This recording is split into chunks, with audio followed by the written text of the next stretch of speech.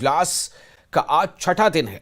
आज पेश करदा बजट जो एक दिन पहले पेश हुआ था उस पर बहस होगी।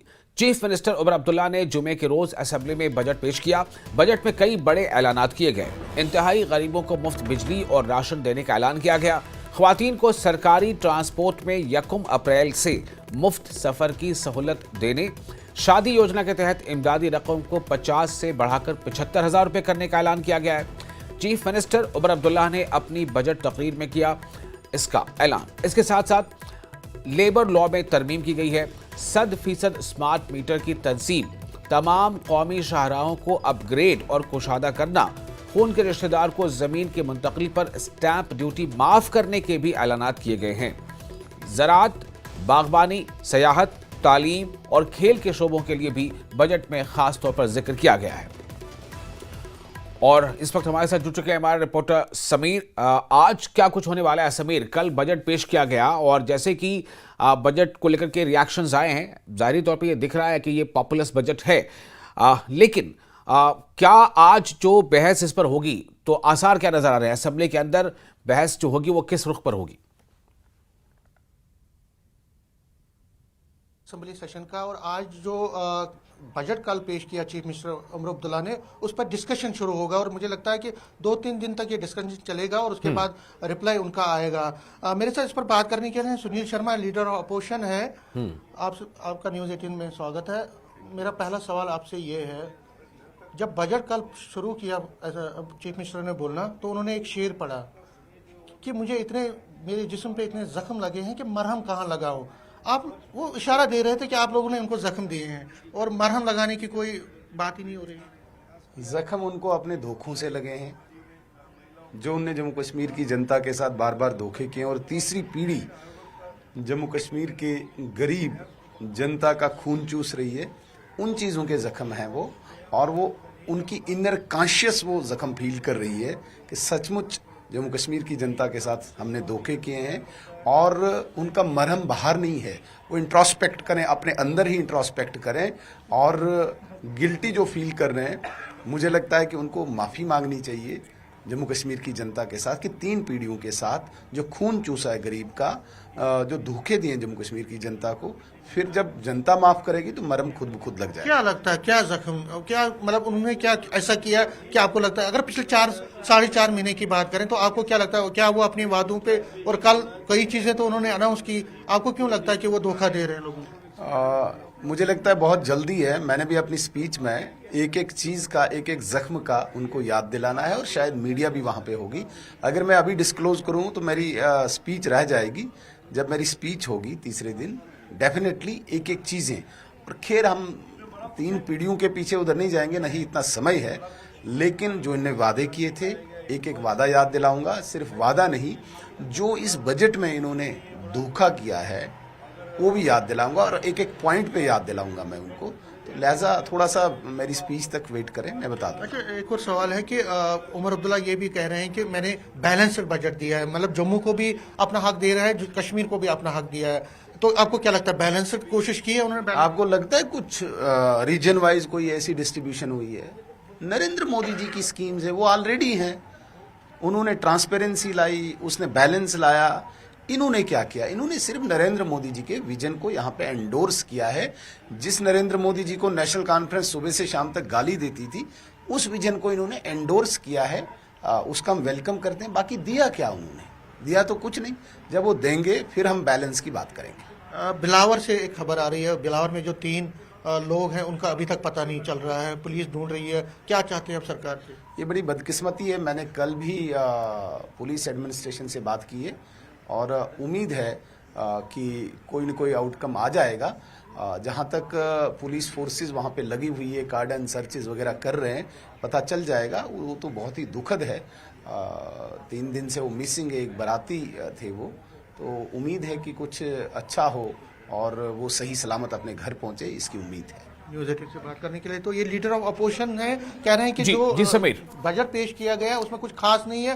जी। देखिए विशाल, इनको अब भी इस पे डिस्कशन में हिस्सा लेना है, तो इसलिए ज्यादा ये कुछ बोल नहीं रहे, लेकिन कुछ और एमएलए यहाँ पे पहुंचे हैं, जी। उनसे भी हम बात करने की कोशिश करेंगे और देखेंगे कि कौन कौन से एमएलए अभी हमारे पास यहाँ पे पहुंचे हैं, क्योंकि एमएलए का आना शुरू हो जाता है कुछ देर में।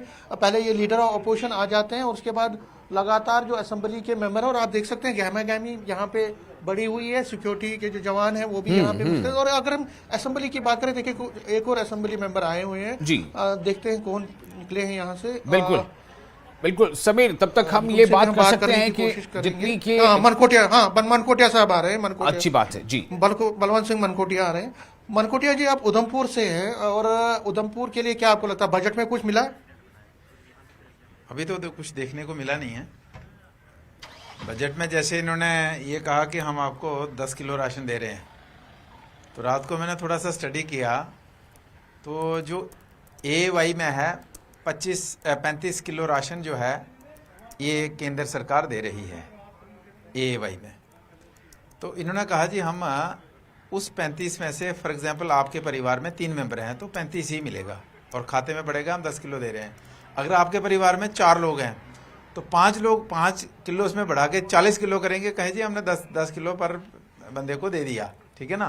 तो एवरेज तो पूरी हर जम्मू कश्मीर में एवरेज 4 ही लोग हैं, तो 5 किलो देंगे और 35 किलो मोदी सरकार का डाल के ये कहें जी 10 किलो फ्री राशन दे दिया। तो इस तरीके का बजट है। अब आप मुझे बताइए, हमारी महिलाओं के लिए फ्री बस सर्विस की है, तो हमारे उधमपुर में तो वहाँ जो लोकल ट्रांसपोर्ट में, यहाँ से दिल्ली के लिए नहीं है कहा इन्होंने, जो हमारी ट्रांसपोर्ट की बसें हैं लोकल ट्रांसपोर्ट में, तो हमारे उधमपुर में 2% भी बसें नहीं हैं वहाँ पे सरकार वाली, 1% भी नहीं है। मतलब एक वो सिटी बस आती है, जो स्मार्ट सिटी बस आती है, बस वो है। और तो लोकल रोड पे तो कोई सरकारी बस है ही नहीं है, मेट्रो है ही नहीं है।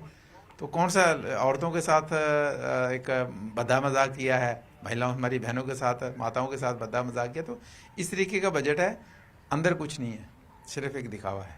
उन्होंने कहा कि फार फ्लंग एरियाज में, और आप जिस उधमपुर से भी आते हैं वहाँ पे बहुत सारे एरियाज हैं, रोड कनेक्टिविटी की बात की है उन्होंने, हॉस्पिटल्स की बात की है, उन्होंने कहा कि एजुकेशन में कुछ क्रांति लाएंगे।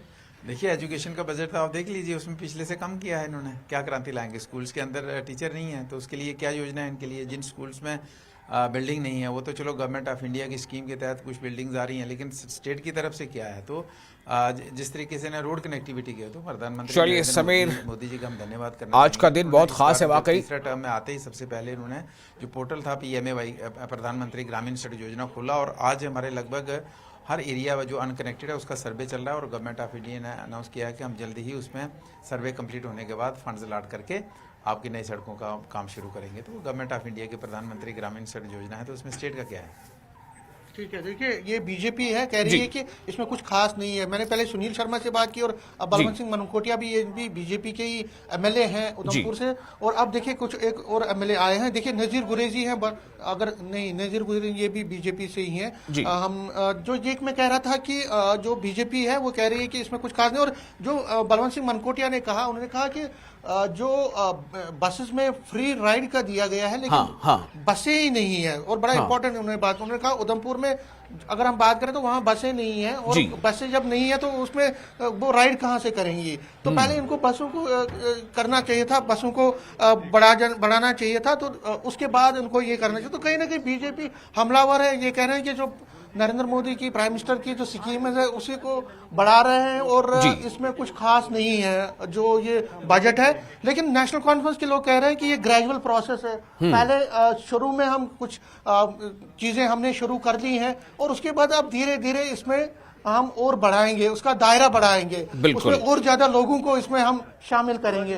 तो कहीं ना कहीं ये जो हम ये कह सकते हैं कि दोनों तरफ से जो लफ्जी जंग है वो बढ़ गई है, और बजट सेशन का जो बजट डिस्कशन जब शुरू होगा आज, उसमें जाहिर तौर पर दोनों तरफ से लफ्जी जंग भी शुरू होगी। और नेशनल कॉन्फ्रेंस अपनी तरफ से कोशिश करेगी बजट को डिफेंड करने के लिए, जी। लेकिन बीजेपी कहीं ना कहीं हमलावर रहेगी, पीडीपी भी हमलावर है, वो भी ये कह रही है कि इस बजट में कुछ खास नहीं है। डिस्कशन 2-3 दिन चलेगा। हाँ। और लगता है कि ट्यूसडे को उमर अब्दुल्ला जो कि फाइनेंस मिनिस्टर भी हैं इसका रिप्लाई करेंगे। बजट सेशन के बाद ग्रांट्स होंगी, ग्रांट्स पे जो डिफरेंट डिपार्टमेंट्स हैं उनके ग्रांट्स पे बहस शुरू होगी। वो बजट सेशन पे जब बजट डिस्कशन के बाद जब रिप्लाई आएगा उसके बाद वो शुरू होंगे। तो कहीं ना कहीं असेंबली में जो लफ्जी जंग भी चलती रहेगी, लेकिन मुद्दों पर भी बात हो रही है। खासकर जो अनएम्प्लॉयमेंट है उस पर उमर अब्दुल्ला को घेरा जा सकता है, क्योंकि उन्होंने कहा था कि हम डेली वेजर्स को परमानेंट कर रहेंगे, कैजुअल वर्कर्स को परमानेंट करेंगे, आंगनवाड़ी वर्कर्स की तनख्वाह बढ़ाएंगे। वो कुछ हुआ नहीं है। पुलिस में बहुत सारी शिकायतें हैं, पुलिस वालों को एरियर्स नहीं मिल रहे हैं, उनको रिस्क अलाउंस नहीं मिलता है, उसकी बात हो रही थी, वो भी है। आंगनवाड़ी वर्कर्स, बहुत सारे लोगों को। तो कहने का मतलब है कि इस वक्त जो बजट है, बजट में बहुत सारी चीजें हुई हैं, लेकिन बहुत ज्यादा चीजें नहीं हुई हैं। उस पर जो नहीं हुई है उस पर बहुत ज्यादा इस वक्त हम ये कह सकते हैं कि बजट के इजलास के दौरान दोनों तरफ से हमें देखने को मिलेगा। लेकिन कहीं ना कहीं उमर अब्दुल्ला ने एक बात जो कही कि जख्म इतने हैं कि मरहम लगाने की जगह नहीं है। इसका मतलब है कि जख्म है, कि स्टेटहुड की बात है। कुछ और लोग अगर असेंबली मेंबर यहाँ पे पहुंचे हो, नहीं देखना पड़ेगा कौन है। नहीं, अभी कोई नहीं है। तो फिलहाल मैं ये कह रहा हूँ कि जो उन्होंने चलिए उमर अब्दुल्ला ने समीर, कहा कि रियासत बहुत का शुक्रिया। दर्जा फिर आपके पास सब